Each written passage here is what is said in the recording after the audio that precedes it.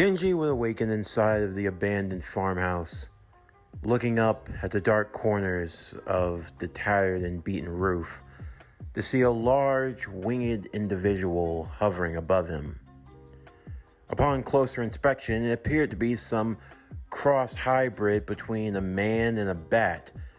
Some sort of bat demon, a bat man? Is that what it is? It's a Batman, Denji thought? Hey yo, Mr. Narrator! Yes, Denji? So what's the deal? What happened last time? I blacked out.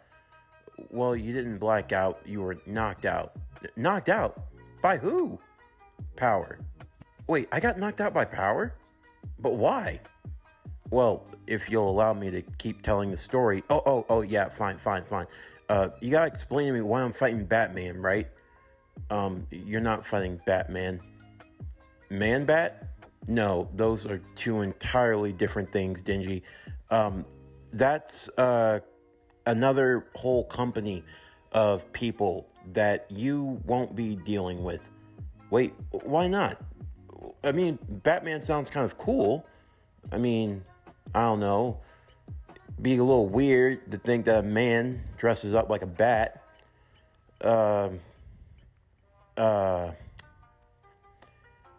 But I mean, to each their own. I mean, as long as he doesn't wear underwear outside of his pants, I mean, that's perfectly fine, right? Right? Anyway, to the story, Denji was awakening after being knocked out by Power. The Bat Devil in question, who was holding her cat hostage, had required a specific sacrifice to which Denji met the perfect requirements.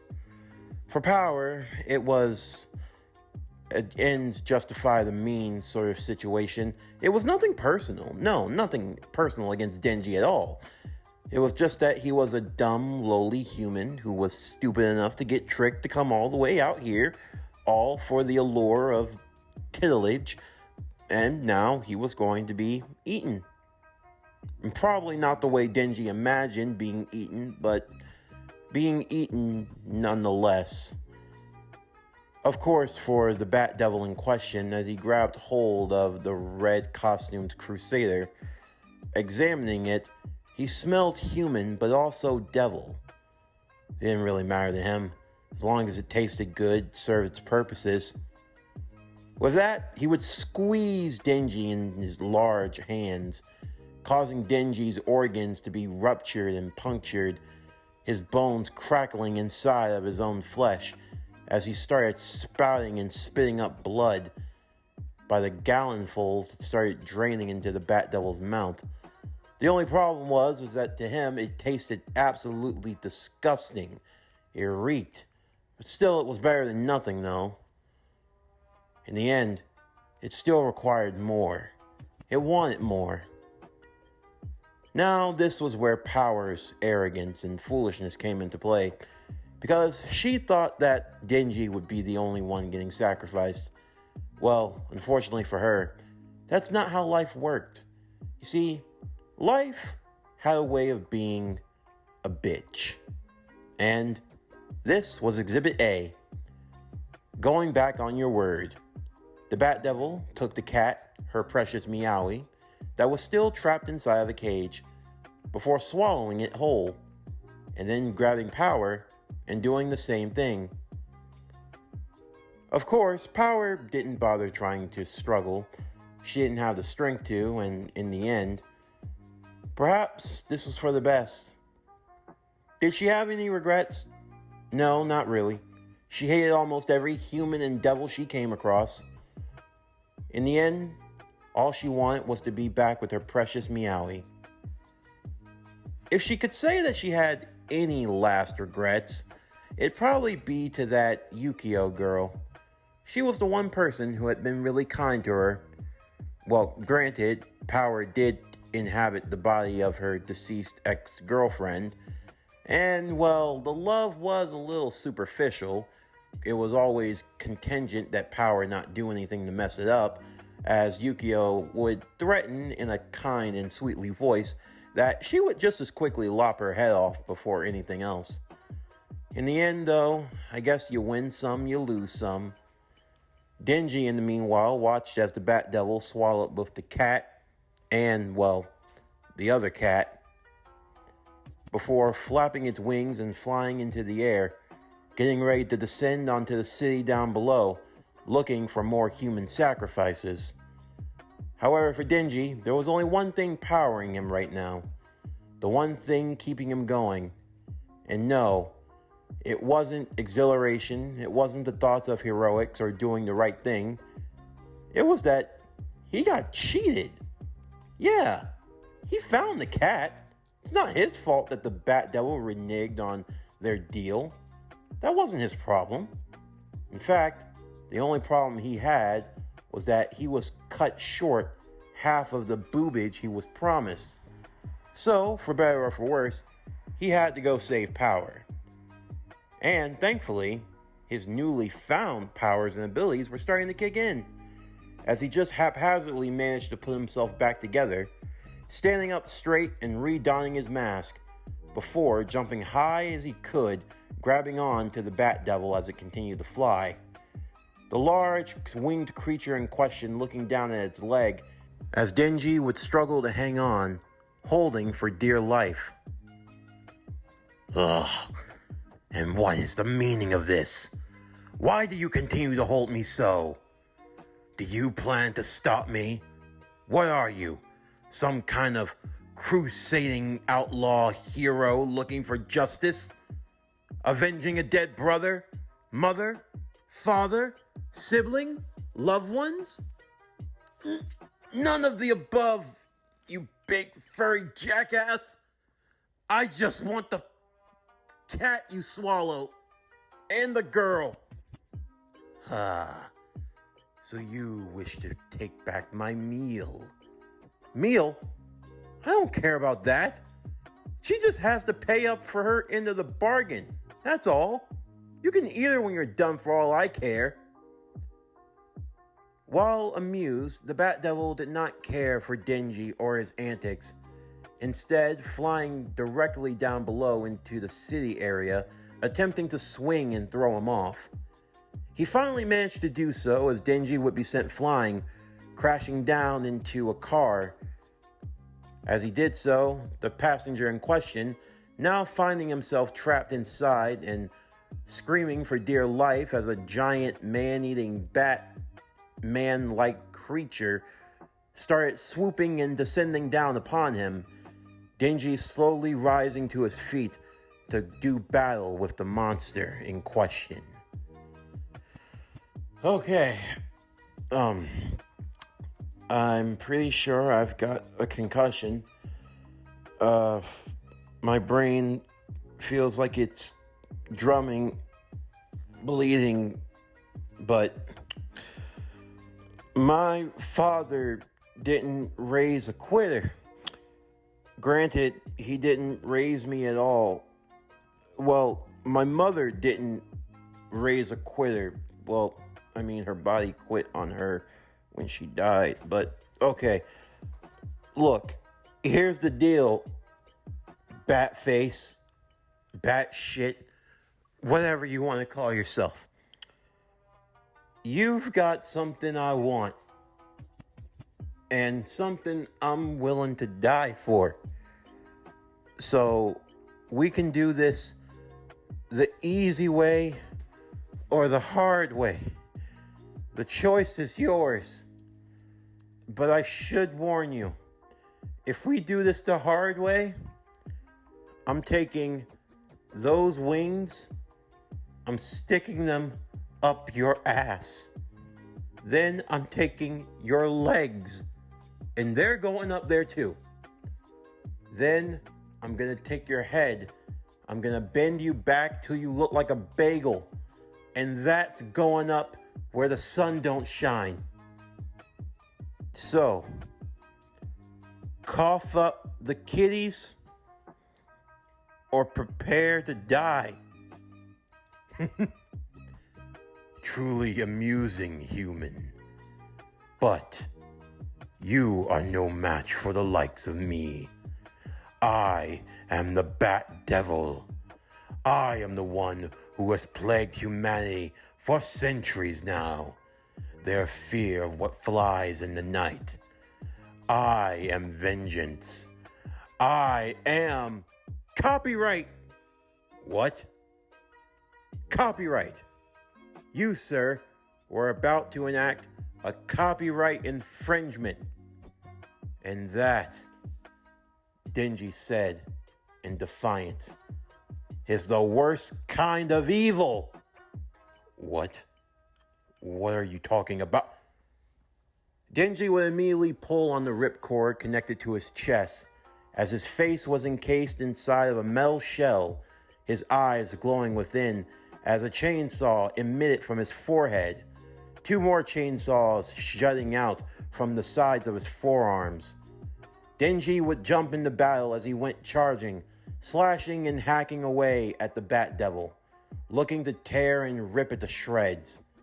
The Bat Devil attempted to fight and fend for its life. However, it proved to be no match for the sheer tenacity and for the sheer determination that Denji had and fought with. By the time the battle was all said and done, the Bat Devil was reduced to nothing more but organs and entrails, mush that lined all of the city's streetway. And inside of the gullet of the beast, there lied Power holding on to Meowie. As she looked over to see, standing above her, the self-proclaimed hero, the red-suited jackass. You boy, you saved my life? But why? I betrayed you. I tried to feed you to that creature. I don't care about that. I just want that. Denji pointed to her chest. But sadly enough, the fight was not yet over, as the ground would start to shake beneath their feet. Immediately, a large, worm-like creature began to emerge from the ground down below, crying and screaming in agonizing pain. You bastard! You killed my love! Your love? What kind of freak-a-link did you have with the... Oh God. What is it? Power said. It's horrible. It's the worst possible scenario. It's a bird. It's a plane. No, worse than all of that. It's an Alaskan bullworm. What did you call me? You're an Alaskan bullworm. You're pudgy, slimy, big, fat, and pink. I am the leech devil. And you killed my beloved, the Bat Devil. He and I, we were of one sound flesh and mind. He was going to propose to me. We were going to start a family. Ugh. I don't know who I feel sorry for, you or the Bat Devil. Silence! I'm going to wrap my body around you, and I'm going to squeeze you. Squeeze you until there's nothing left. Squeeze you until you pop. I'm going to keep squeezing. I'm going to squeeze as your body squirms up and down, up and down, up and... Look here, lady. That sounds wrong, gross, a little kinky. Maybe I want to try it. On second thought, no, I don't. But look, I am sorry for your loss. Truly, I am. I gotta think. What can I do? What would Dad do right now? I got it. So I used to hear this song played on the radio, and I think it will make amends. A song? What song? I don't know. I mean, it's not like I really know the names to it. I mean, all I can do is just, look, let me sing you this song, and then you tell me how you feel afterwards.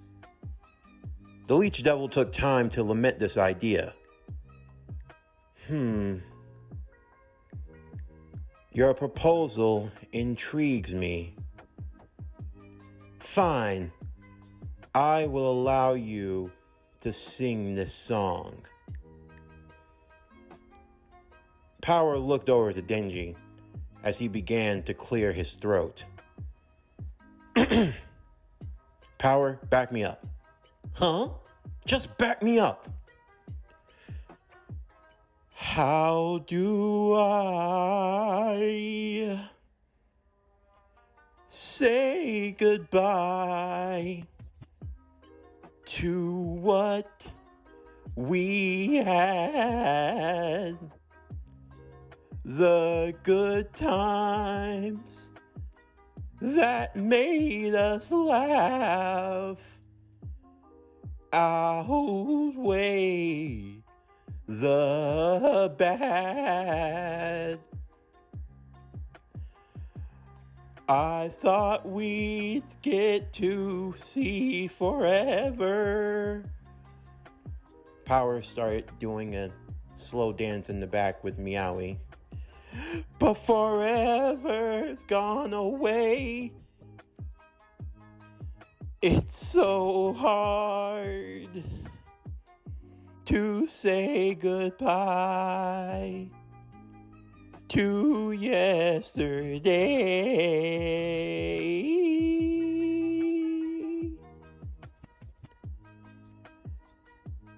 And I'll take with me the memories. Listen to these words. Listen to these words. It's so hard to say goodbye to yesterday.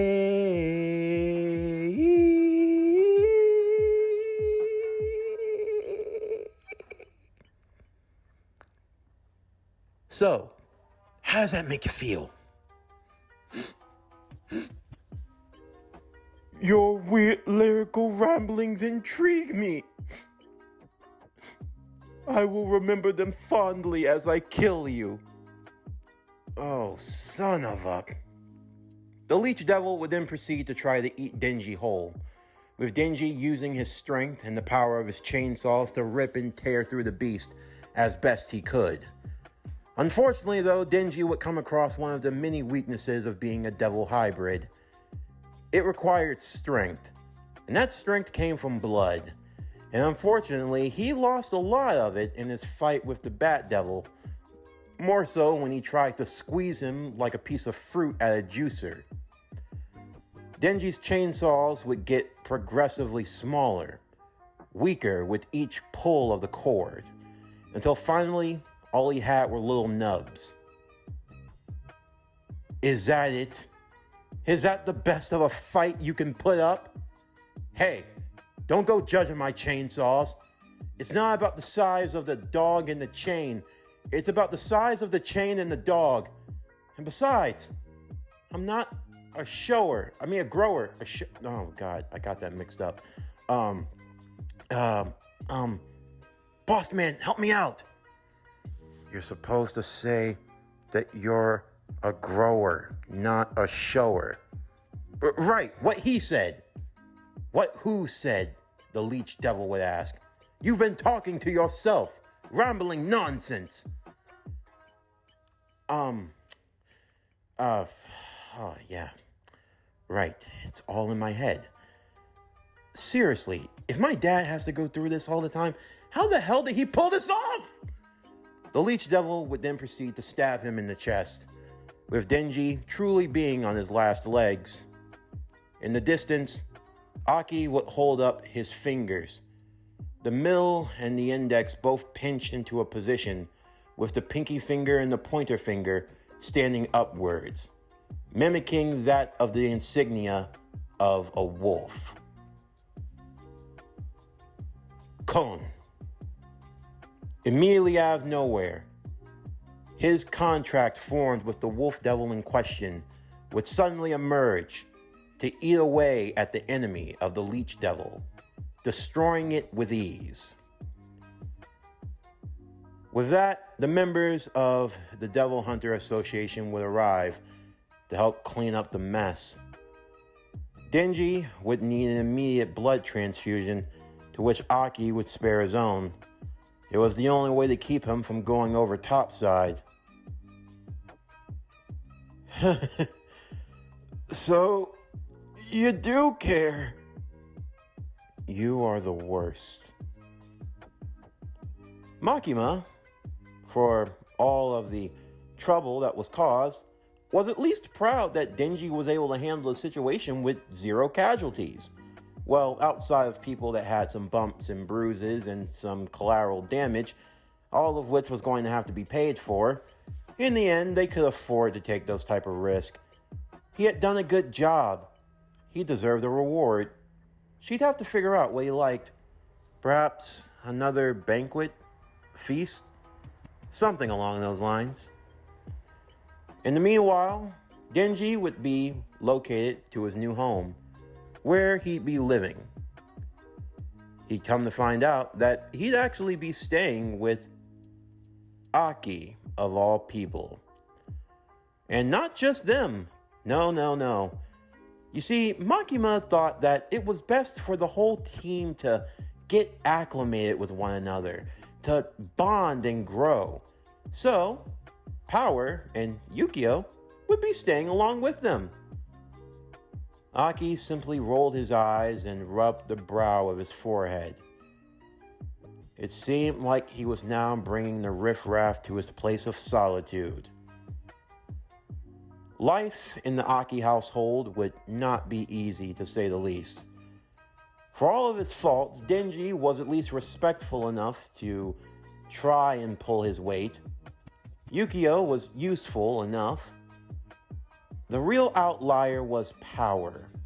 She only liked to eat meat. She refused to eat vegetables. The girl only believed in giving herself a cat bath, which meant licking herself. God knows how many diseases she was carrying on her. And she clogged the toilet something fierce. As night had fallen and Aki had decided to go to bed early for the night, tired of dealing with all of the bull, Denji was left in the bathroom, finally unclogging the massive pile of turd that was left behind by Power. When he looked at the doorway and saw Yukio and Power standing there, both dressed similarly with skimpy shorts and over big drawn sweaters and shirts. Do I really have to? You made a promise. You have to honor it. Yes, fine.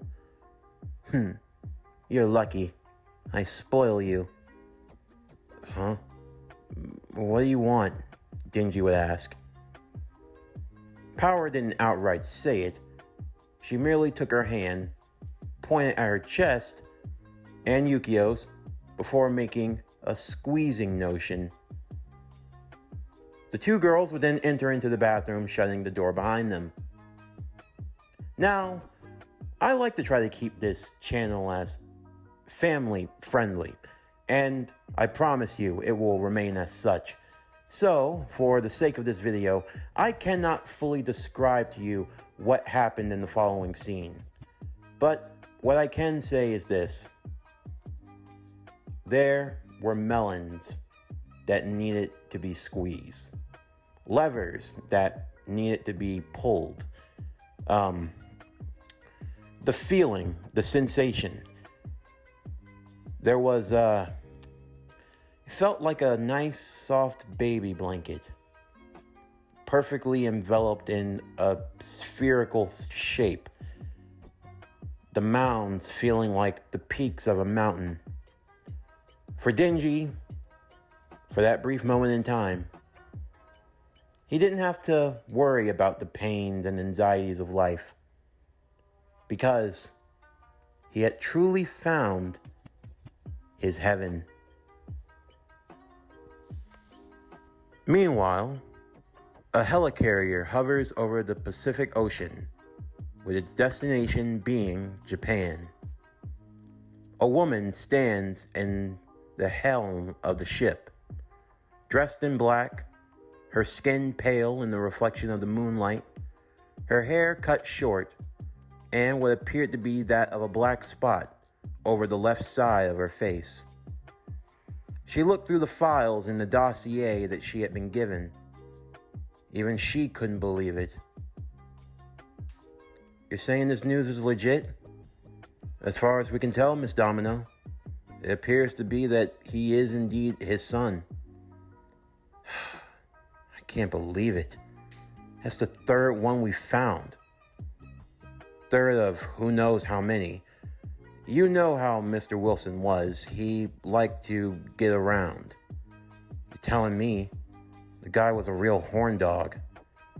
So, what's he like? Well, he's unorthodox, to say the least. From what we've been told, he's made a contract with a chainsaw devil. A chainsaw devil, huh? So what? He's like some chainsaw man or something? In a roundabout way of speaking, yes. Has he got any skill? Is he anything like the girl? No, not quite.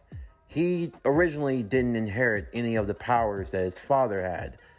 Not like his daughter. He was a unique case. It was only thanks to these powers that he's even been registered on the scale. Okay, and why is the president so interested in him? We believe that he could be a game changer, ma'am. We believe that having him on our side, it could truly tip the scales in our favor. There's a war coming, an arms race, with the most powerful in the world gathering all of their forces. The president believes that we're going to need all hands on deck, and that's why he's sending you to go and see what you can figure out. We're hoping to keep this under the radar. The last thing we want is for him to be called into the field. Him. He's not crazy enough to send that thing across the waters. Well, ma'am, I've never been one to doubt the president's force. You know how Mr. Fisk gets. Once his mind's made up on something, there's no talking him out of it. He's the first president to be elected to a third term. That tells you just how much power he's wielding right now. If it comes down to it, he will summon him forth, and he'll send him to take the boy by any means necessary. So my job is to make sure that that doesn't happen. Otherwise, we might be looking at World War III. Domino would close the dossier, looking out into the watery depths below. She smiled faintly. I wonder if you're anything like your father, Denji.